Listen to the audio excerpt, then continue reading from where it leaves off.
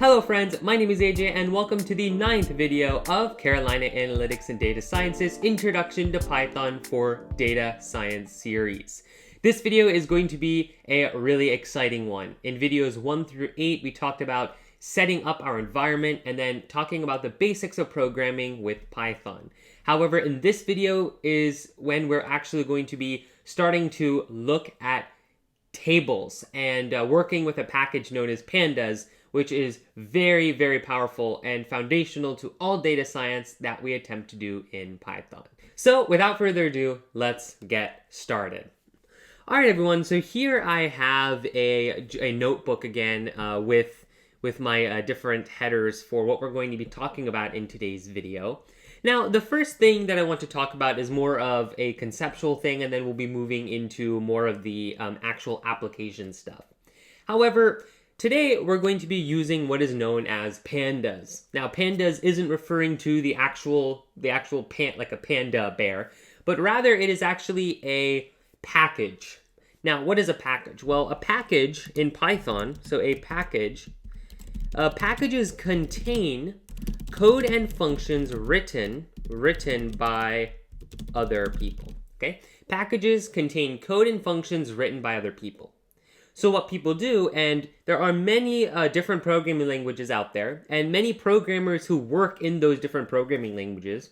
However, sometimes they want to take a programming language they're working in and perhaps write a few functions or write some code that allows that language to do something more related to the field or the type of project they are working on.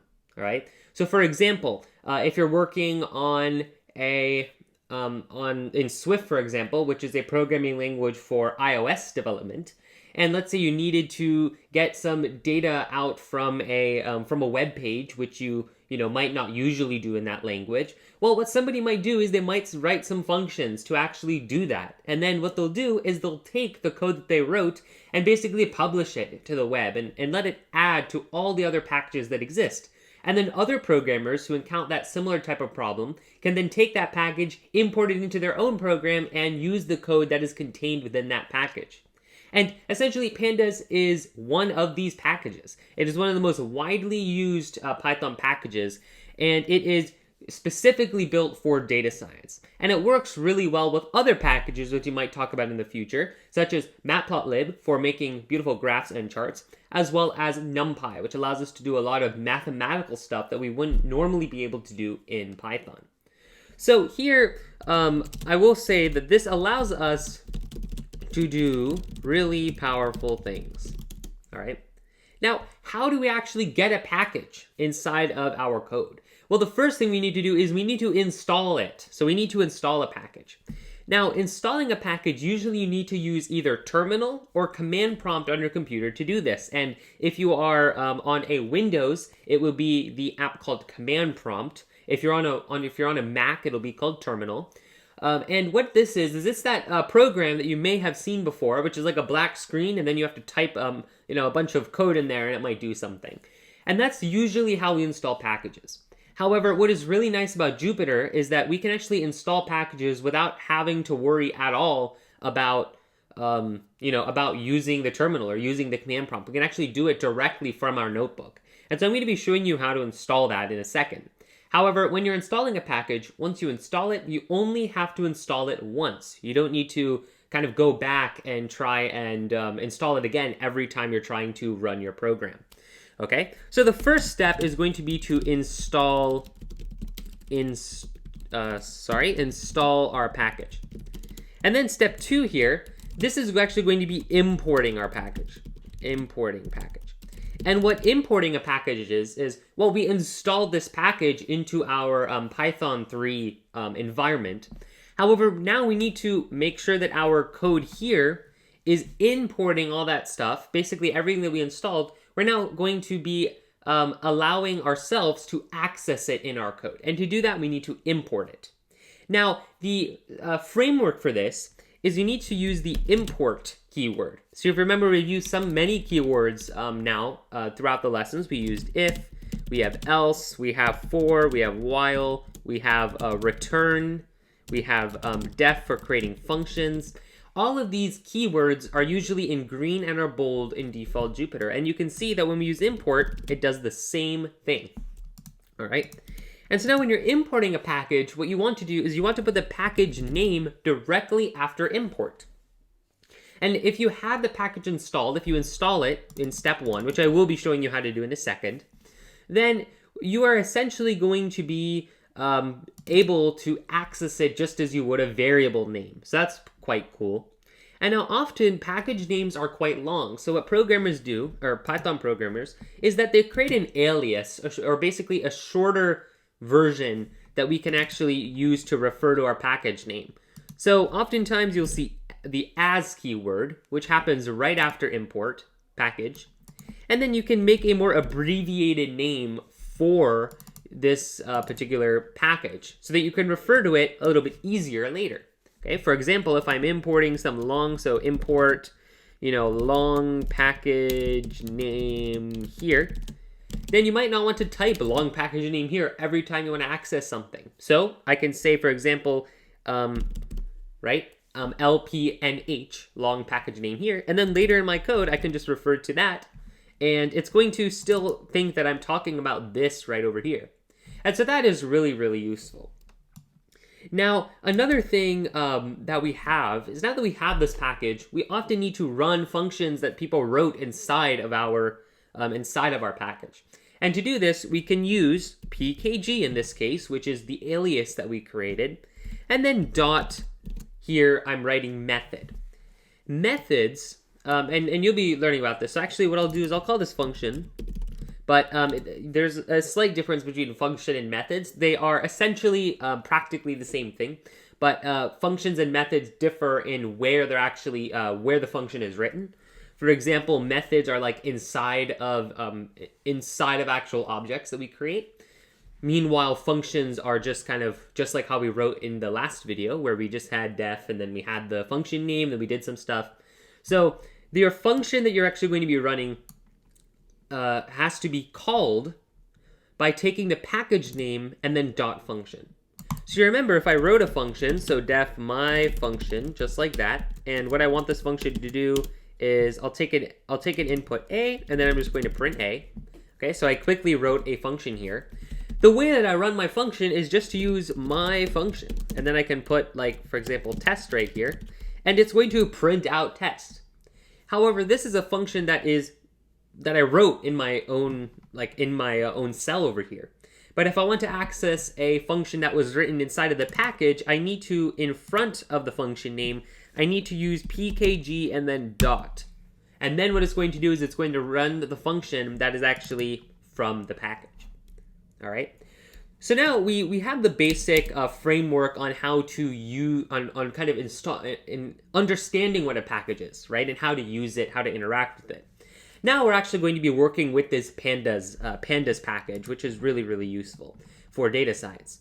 So what I'm going to do is I'm first going to install it. Now, how do you install it? Well, usually in your terminal, you would type pip3. Now, this is basically a Python installer.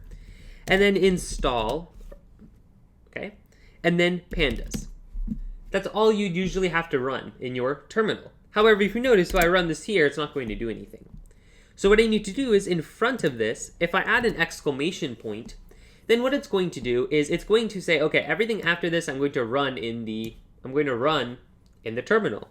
So if I run this now, you will see that I have a bunch of code here. And now all this code is, output, not code. All this output here is saying here requirement already satisfied because I've already installed pandas. However, for you, this might take a little bit longer. There'll be a lot of, a lot of progress bars and stuff. Do not worry about that. If you wait for a few minutes, it should properly install. All right. But now that we have installed pandas, now we can actually access it. And so what I can do is I can say import pandas. Okay. And this will import the package for me. Now, even though pandas as a name is already pretty short, it is standard convention that when we're using pandas, we will import it as PD. So PD is the alias that we're going to use for this package. And then we can refer to this package as PD later in our code. So now if I run this, you will see that there is no output, which is perfectly normal. In fact, if there is no output at all. That's perfect, because any other output here would probably be an error, and that's not good. So here you can see that there's a number here, meaning that we outputted, or that we completed rather, our code. All right. So now we're going to be talking about this concept, or kind of this idea of a data frame. Okay, a data frame. And what a data frame is it's basically a table object in the Pandas package. Okay. And what this is it is a structured, it's structured data that represent, or that looks like a table. That is probably the most more bare bones explanation. And there's a lot of other kind of more complicated things. But what I'm going to do is I'm actually going to create a data frame, and then I'm going to print it out, and I'm going to show you what it looks like. And so what I can do is, first you need some sort of data to create a data frame. And so what I can do is I can simply create my own data. And what I'm going to do here is I'm actually going to create a dictionary. All right. And a dictionary is something that we talked about, I believe, in video 7. Or I think actually video 6, sorry. And this is, again, where everything we're doing now, all the stuff from the previous videos, it's all going to come back. So you can see here we have data. And now in here, I want 3 columns, and our columns are actually going to be our keys and our key value pairs for the dictionary. So what I'm going to have is I'm going to have brand, I'm going to have model, and I'm going to have 10 kilos, or TKL. And if you remember from a previous video, I used data kind of about keyboards, and I'm going to do the same thing here. And now that we have our keys, we need to create values for these. So we have to have our values. And what is our value going to be? Well, if we want to create a table, if you think about that, we've created now the column names, but now underneath the column, we need to have all the rows. And what we can do is we can actually create a list.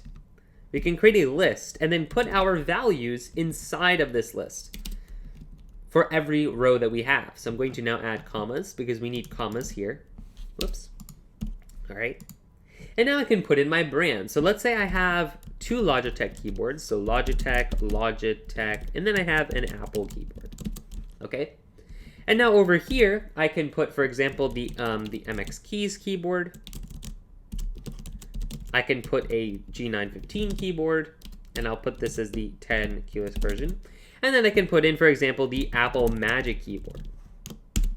So you can see that what we've done is we have our keys here, and then we have 2 lists of strings for our rows. Now for this, which is basically saying, does this not have a number pad? So in this case, the MX Keys has a number pad, so this will be false. However, the next 2 keyboards will just say that this is true. So we have true, and then we have true.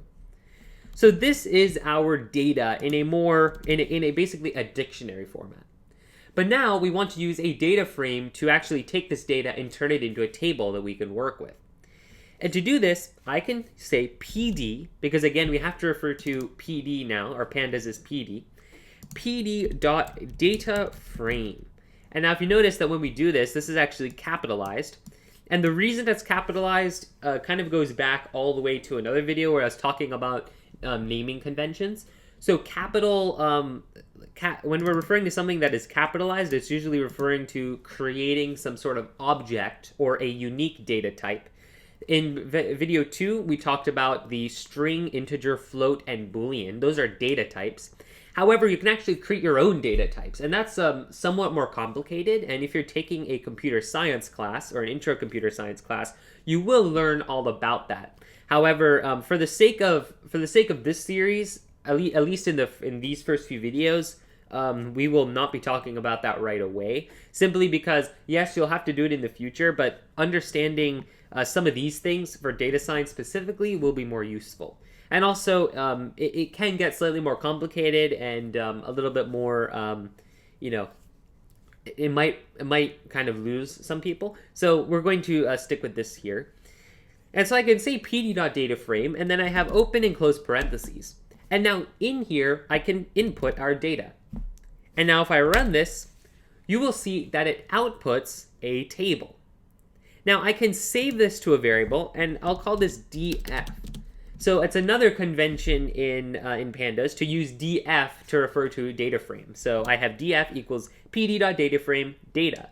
And then if I put df in the last line of my cell and run, you can see that it outputs the variable. So here I have a table. And so you can see that I have my rows, which are right over here. So I have my brand model and 10 kilos, which are my column header.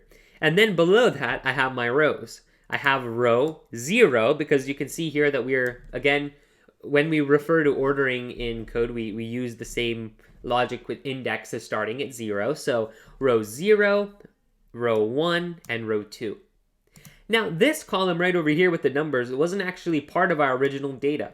And this is what is known as the index column. And the index column is basically going to put the index of the row in a column. And this is actually more useful in the future. But you cannot have any row here with the same index. So meaning that if you were to create your own index column, which there is a way to do that, and that will be probably covered in the future, then you can do that, but you cannot have, for example, this row and then this row here being at index 0. That is simply not possible because they need to be unique. And that's similar to dictionaries. I cannot have two keys with this, or I cannot have two of the same keys in my dictionary. It's just going to overwrite the other. So you do not want to do that with data frames either. Now we created our own data here. However, oftentimes we're going to be working with a lot more data, and data that's usually stored in other forms. And so what we want to do a lot of times is we want to import data. We want to import data from various sources. Now, one of the most common sources that we're going to be using to import data is a CSV file, this means comma separated values. And this is a standard format to store data, and it's can even be stored kind of in a text file, so it's very light. And you can store a lot of data in a CSV. And CSVs are pretty much used standard now to keep track and to hold a lot of data. And so right over here, I actually have a data set, airports.csv. And what this data set has is it has the rankings of the best airports in the world, I believe. And I will have a link to this data set in the description and to the person who created this originally. But this data set, you can see when I opened it in Jupyter, you have this table that it shows me, and you can see that I have all these rows here, and I have all these columns. And I want to import this CSV into my document.